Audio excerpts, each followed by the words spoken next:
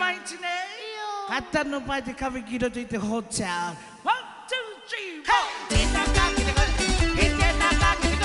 いちょっとちょっとよぼちょっとちょっとよぼ手中切ってこい手中切ってこい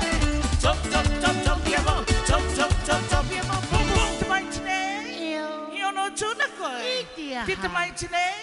頭の前で壁切ると言ってトイレット